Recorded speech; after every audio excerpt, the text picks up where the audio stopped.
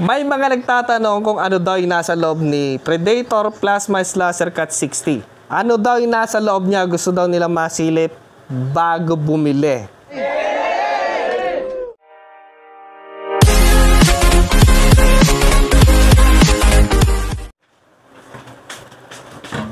So, paano nga ba guys i-maintain? Or paano magpalit ng mga consumable ni Predator Plasma Slasher Cut 60? X, yung X mo.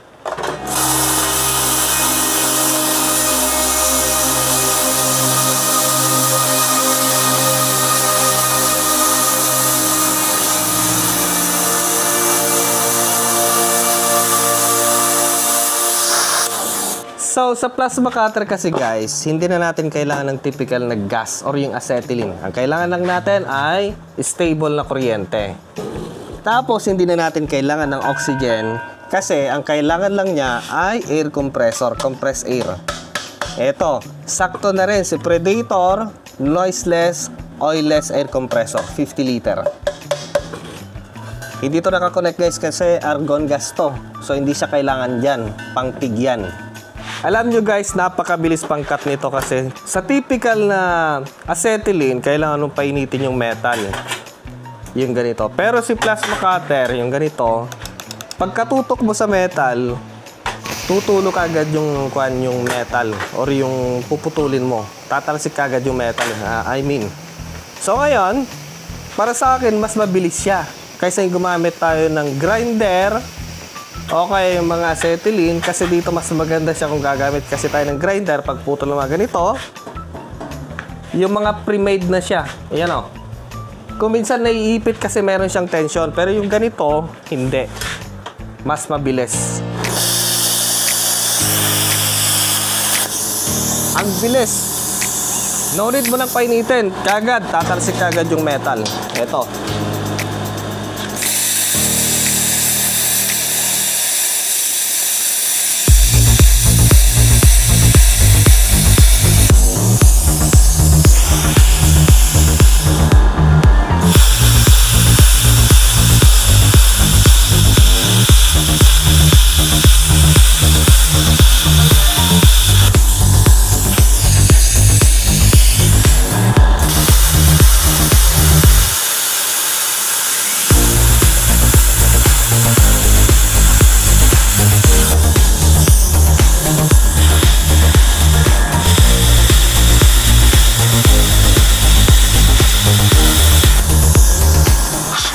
Grinding disc yung ginamit ko hanggang ngayon, nagpuputol pa ako, nagkakanda ipit-ipit, kung minsan nadidisgrasya tayo. Ayan guys, oh.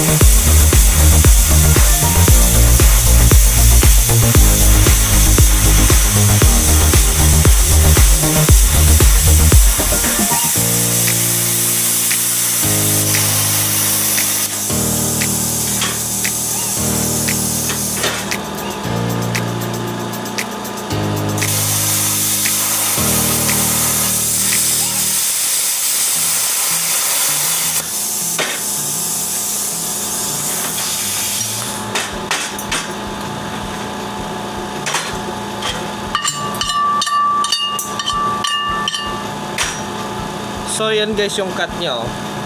Tapos yung incline. Tapos dito sa kabila. Malinis. Compare kung gagamit tayo ng grinder, napakatagal yan i-cut. Kasi makapal. 1/4.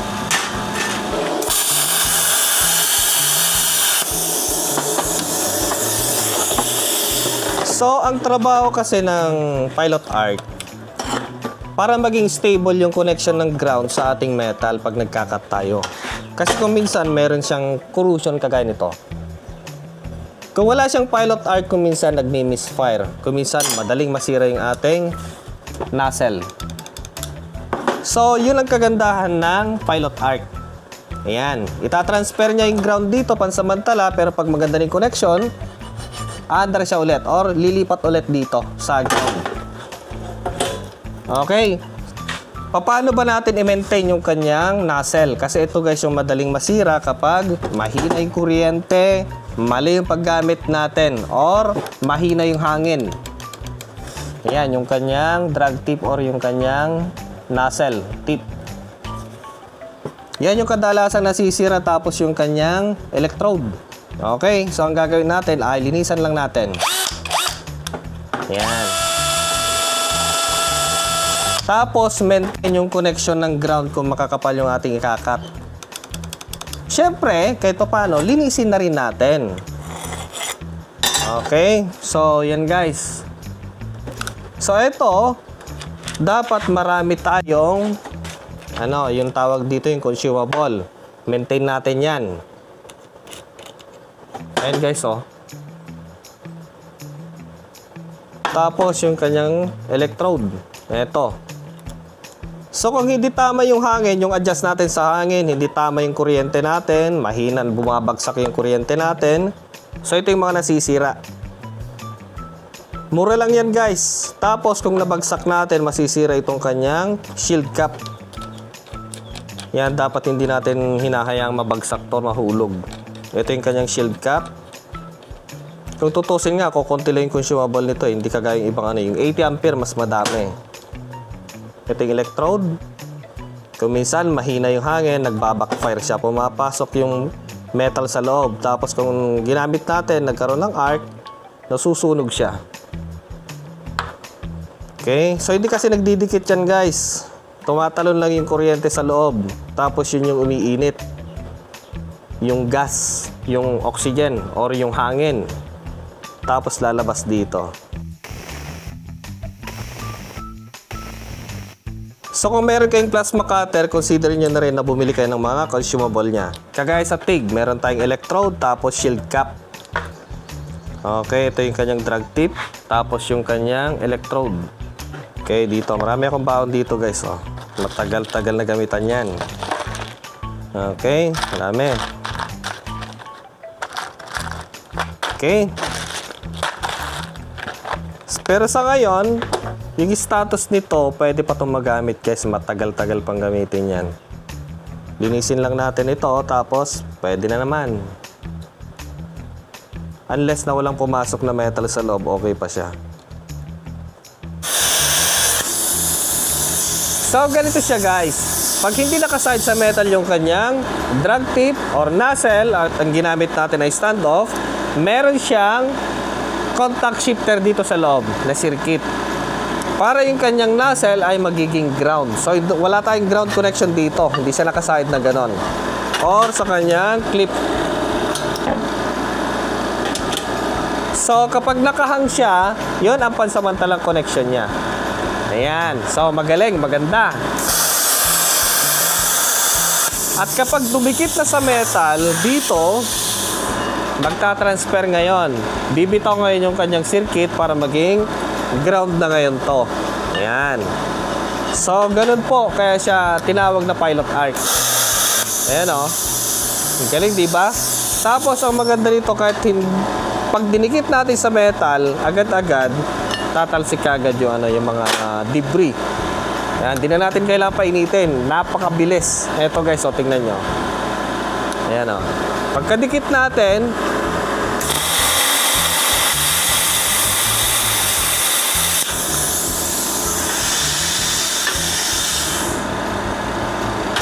mauukitan kagad yung metal, ang bilis. Ayan o.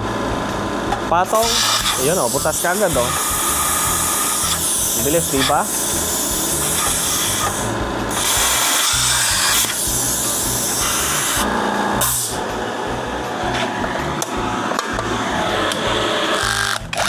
So ngayon ay bubuksan natin si Predator Plasma Slasher Cut 60X.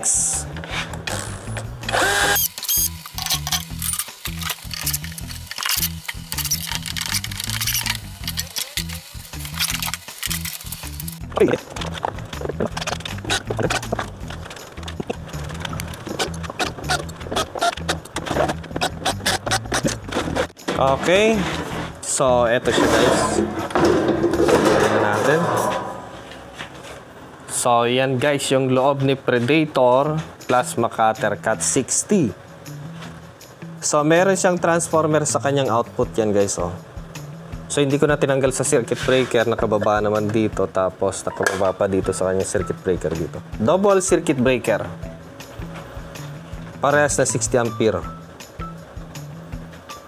Okay. Ito yung connection ng kanyang pilot arc. So, yung sinasabi ko kanina, meron siyang circuit dito to transfer yung kanyang connection sa ground. Ito yung connection niya. Dalawang IGBT. Tapos mga current sensor. Okay, malaking transformer dito guys, oh, sa kanyang output. Ayan, tapos nakasama yung kanyang ano dito, yung kanyang oxygen. Papunta sa Predator noiseless compressor. Okay, so yung transformer niya or yung ferrite ring, so parang welding machine din lang guys, kailangan nilalabas niya ay hot gas from oxygen or yung compressed air. Yan, lalabas sa kanyang nozzle ay hot gas or plasma. Another current coil dito. Ayun, oh. Ito yung kanyang high voltage start. Ito yung kanyang high voltage circuit. Meron siyang tawag dyan yung step up transformer or yung flyback. Dalawa yung kanyang relay, yung kanyang soft start, dalawa din yung kanyang diode, kaya napakalakas niyan. Almost 100 ampere. 100 ampere kasi 50 ampere ang isa nito. Okay. Tapos yung capacitor ay 6. 470 microfarad, 400 volt. Tapos naka full bridge. Tigda dalawa. Ayan. Full bridge siya.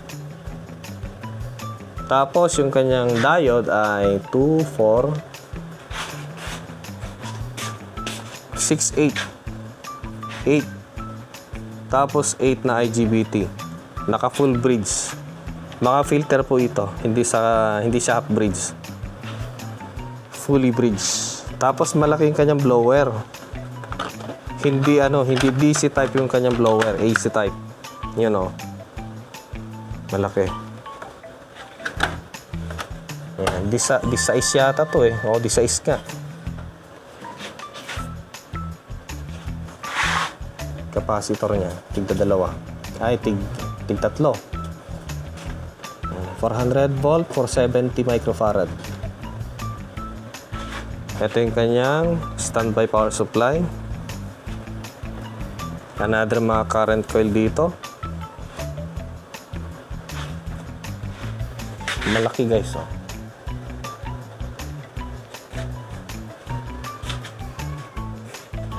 Para sa mga interested na bumili kay Predator Cat 60, ayan, 60 ampere. Ayan guys. So, ang price po nito guys sa Lazada at Shopee nasa 13,499 pesos. So, siya po yung pinaka-affordable na plasma cutter na nakita ko. Pero, solid guys. Napaka-solid. Okay. Ayan guys. Super tibay. Super laki ng mga circuit niya. Okay. Hindi siya half bridge. Hindi kasi pwedeng hihina-hina pag cutter. Tapos, partner nito guys, always partner niya. Ang price po naman nung oilless na compressor, 50 liter ay 5,995 pesos. Nasa description box at nasa top comment section. Available sa Lazada at Shopee. Okay. Yan, napakabilis pang-cut. Napaka-convenient gamitin kasi nga hindi ka na bumibili ng mga acetylene or oxygen. Basta may kuryente, go on the go. Okay, so maraming salamat sa inyo para sa video na to. Next time ulit.